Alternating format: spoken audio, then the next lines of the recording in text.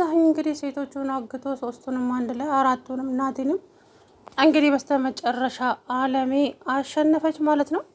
ጎሮሮውን ይዛ እንግዲህ ለፖሊስ ሰጥተዋለች። ቤቲንም እንግዲህ አስፈትታታለች ከታሰረችበት በኋላ ማለት ነው። ነገር ግን ቤቲ እንግዲህ እንደምታያት ከአለሜ ጋራ የግል ችግር አለባት። ምክንያቱም ወንድምሽን አሳልፈሽ ለፖሊስ ማሰጪ ከሆነ ከባድ እርምጃ ወስዳለሁ ብላታለች። እሷም ደግሞ የእናቴን ልጅ አሳልፌ አልሰጥም፣ በቀል ከሆነ ተበቀለሽኛል፣ አስረሽ ስታሰቃየኝ ነበረ። ስለዚህ ከዚህ በኋላ ደግሞ ለቀረው ወንድሜ እንዲሰቃይ አልፈቅድልሽም። ወይዘሮ ቤቲ ምንም ብትይ ምን ወንድሜን አሳልፌ አልሰጥም ማለቻት። እንደዛ ነው? አዎ እንደዛ ነው ቤቲ፣ እንደፈለግሽ ማሰብም ሆነ መናገር ትችላለሽ፣ ግን የእናቴን ልጅ ከዚህ በኋላ አሳልፌ ላልሰጥሽ ቃል ገባልሻለሁ አለቻት። በጣም ጥሩ፣ እንደዛ ከሆነ ጥሩ ነገር ነው ያልሽው አለሜ። እንግዲያውስ ማደርገውን ነገር እኔ ራሴ አውቃለሁኝ። እመኚኝ፣ እያንዳንዱ ነገር ዋጋ ትከፍይበታለሽ። አንቺ ወንድምሽ አሳዘነሽ አይደለ? የኔ ህይወት ምስቅልቅሌን አውጥቶ የማልፈልገውን ህይወት እንድኖር ያደረገኝ እሱ ነው። ስለዚህ አንቺ ደግሞ ለሱ ከበሮንሽለት አይደለ? ችግር የለውም። ከሱ ጋር ሳይሆን አሁን ችግሬ ከአንቺ ጋር ነው የሚሆነው። እንግዲያውስ ጠብቂኝ አለቻት። እዛም እንግዲህ እሳት ለበሰች ማለት ነው። ቤቲ እባክሽ አንቺ ብትሆኚ ምን ታደርጊያለሽ በእኔ ቦታ? እንዴ ወንድሜ እኮ ነው የእናቴ ልጅ፣ እንዴት አሳልፌ? ወንጀለኛ እኮ ነው። እኔም ብሆን ወንድሜ ወንጀለኛ ከሆነ አልሸፈነለትም፣ ቅጣቱን መቀበል አለበት። እንዴ አንቺ ለእናትሽ ልጅ አሰብሽ አይደለ? የሌላው ህይወት ሲመሰቃቀል ደም እንባ የሚያለቅሱ ሰዎች በእነሱ እንባ እረፍት የሚያገኝ ይመስልሻል እንዴ? እንደዛ ነው የምታስቢው አለሜ? እኔ እንደዛ አላሰብኩኝም። እባክሽን ቤቲ። እና እንዴት ነው ያሰብሽው? ንገሪኝ እስቲ፣ እንዴት ነው ያሰብሽው አለሜ? እንዴ ለምንድን ነው ልትረጅኝ የማትሞክሪው? እውነቴን ነው የምልሽ፣ እንደዚህ እኮ አይደለም ነገሩ። እና እንዴት ነው እስኪ ንገሪኝ በናትሽ። ከዚህ በኋላ ግን ገዝሽ እሱ እስር ቤት ነው ያለው። ስለዚህ ለእያንዳንዱ ነገር ሁሉም ዋጋውን ያገኛል እኮ። ያሱን ነው የምልሽ እኮ። ምኑን ያልሽው? ምኑን? ወንድምሽ አይታሰርም፣ ለህግ አሳልፌ አልሰጥም ብለሻል አይደለ? እና ምን እያልሽ ነው ወይዘሮ አለሜ?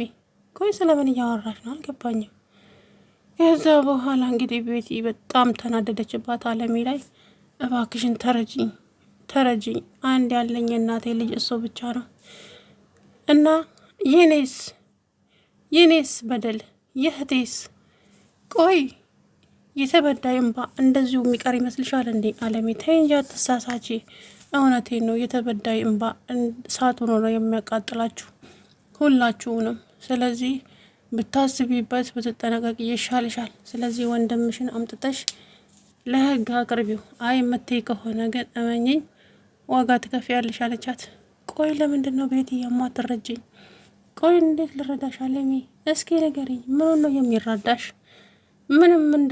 ምን እንድረዳሽ የምትፈልጊው? ወንድምሽ እኮ ገሎኛል፣ ብዙ ነገር አድርጎኛል። ስለዚህ እንዴት ነው አንቺን እንትን እምለው?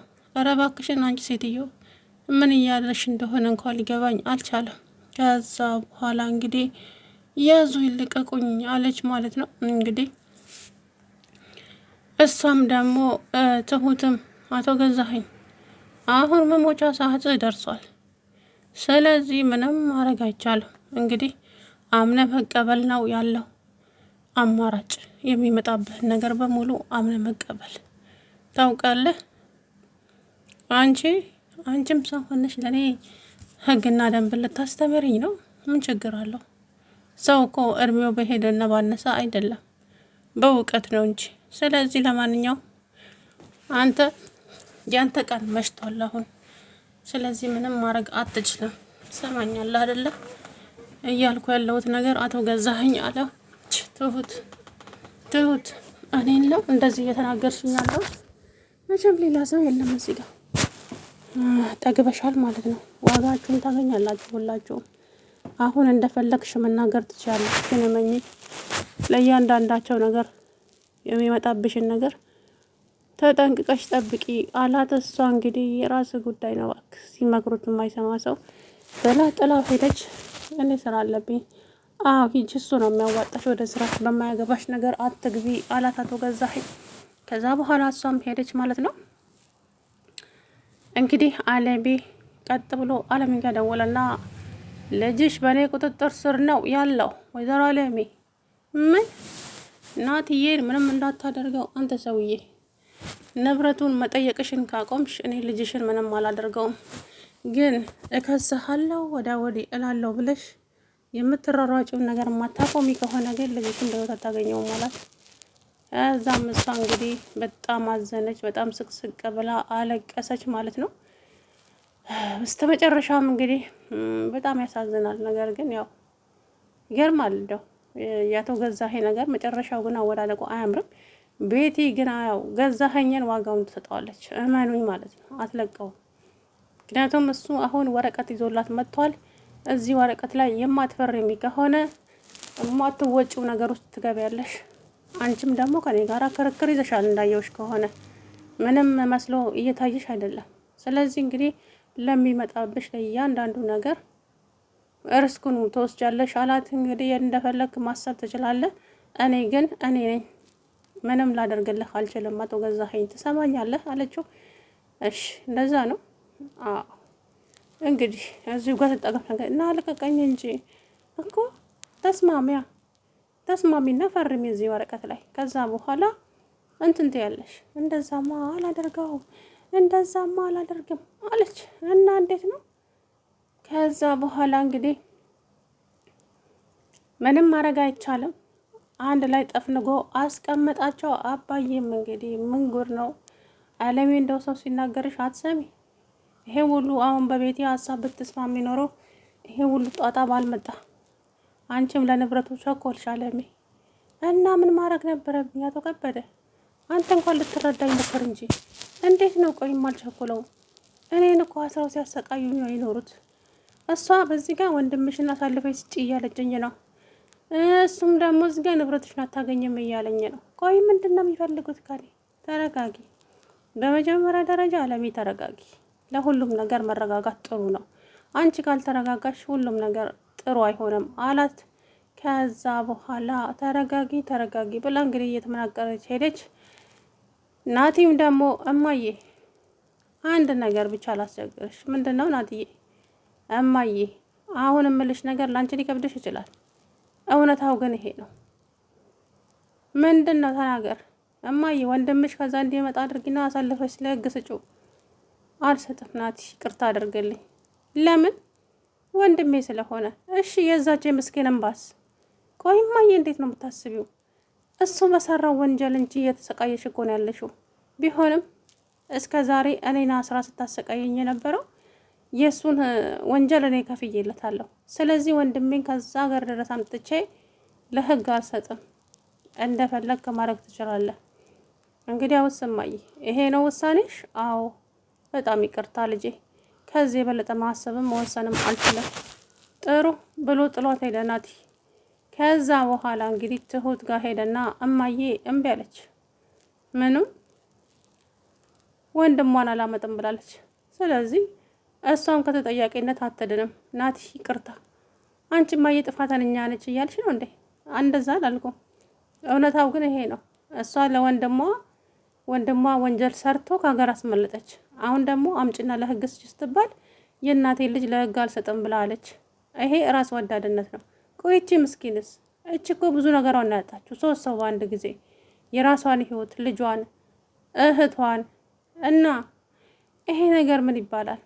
ትሁት ሳስበው እኔና አንቺ በዚህ ጉዳይ ብዙም አንግባባም። አንቺ ለቤቲ ታዲያለሽ፣ እኔ ለእውነት ነው የምቆመው። አትሳሳት። ቤቲ የተበደለች ሴት ናት። እኔ ደግሞ ከተበዳዮች ጎን ነው የምቆመው። እንደፈለክ ማሰብ ትችላለህ አለች። ትሁት ግን እንዴት ነው ነገሩ? እንዴት ምን? አሁንም በዚህ እንድንጣላ ከፈለክ እንጣላ፣ ግን እውነታውን ልትቀይረው አትችልም ናቲ። ሳይሽ እኮ ከሷ ስርስር እያልሽ ነው። እንኳን አልኩኝ እና ምን ይሆን? በቃ ተበዳይ ነች፣ አይዞሽ ልላት ይገባል። እና ከእናት ጎን እንድቆም ልትፈልጋለህ እንዴ? ከእናት ጎንም እኮ ቆም ያለውኝ። ከዛ እሳት ውስጥ ያወጣሁትን አይደለሁም እንዴ? ስለዚህ አሁን ደግሞ ከቤቲ ጎን ነኝ። እውነታው ግን ይሄ ነው። ምክንያቱም ቤቲ ተበዳይ ናት። ያልሆነ መንገድ ስትሄድ ተይ እላታለሁ፣ ትክክለኛው መንገድ ስትራመድም ደግሞ ከጎኗ ነኝ አለች። በቃ ይመቻችሁ አለ። ናቲ ግን በእውነት በጣም ራስ ወዳድ ልጅ ነው ከምነግራችሁ በላይ ማለት ነውና ራስ ወዳድ ይባላል እንደዚህ አይነት ሰውና ምክንያቱም እናቴ ምንም አታውቅም፣ እናቴ የምታውቀው ጉዳይ የለም። ካወቀች በኋላስ ወንድሜን አሳልፌ አልሰጥም አለች እኮ። ለእናት ከበር ትሆናለህ። ማንኛውም ሰው እናቱን ይወዳል፣ ግን ደግሞ ወንጀል ሰርታለች ብሎ ያንን ወንጀል ማለፍ አይቻልም። በቃ ይሄ ነው እውነታው። ለማንኛውም እንግዲህ ናቲና ትሁት እንደተፋጠጡ ነው። ምንም ማድረግ አይቻልም። ምክንያቱም ናቲ እንትን እያለ ነው ማለት ነው። ሲቀጥል ደግሞ ኧረ እኔ እንጃ ግን እውነት ናቲ ትሁትም ደግሞ በዚህ እኮ ነው የማንግባባው። እኔ እናንተ ትሰማለህ አይደለ? እኔ እናንተ በፍጹም ማንስማማበት መንገድ ይሄ ነው ናቲ። ምክንያቱም እያደረክ ያለው ነገር በፍጹም ልክ አይደለም። ምክንያቱም አንተ በምትፈልግበት መንገድ እየሄድክ ነው፣ እኔም ደግሞ ከእውነት ጎን ቆም ያለው። ስለዚህ እንደፈለግክ ማሰብ ትችላለህ አለችው። ከዛ በኋላ እንግዲህ እሺ እንደፈለግሽ አስቢ ትሁት፣ እንደፈለግሽም በይ፣ ግን እውነታው እውነት ነው። እውነት ናት፣ መቼም አትቀየርም። እሺ ይሁንልህ አለችው። ከዛ በኋላ እንግዲህ እሷም ወደ ስራዋ ሄደች፣ እሱም ሄደ። ሰላም ውድና የተከበራችሁ የቻናሌ ቤተሰቦች እንዴት ናችሁ? አለው ደህና ነኝ። እንግዲህ አቶ ገዛኸኝ በስተመጨረሻም በቁጥጥር ስር ውሏል ማለት ነው። ምክንያቱም ያደረገው ነገር በጣም አሳፋሪ ነገር ነው። ልጆቹን አንድ ላይ አስሮ እንደገና ደግሞ አለሜን ልጅሽ ታስሯል ነይ ብሎ ጠራትና እሷንም አንድ ላይ አገታት ማለት ነው።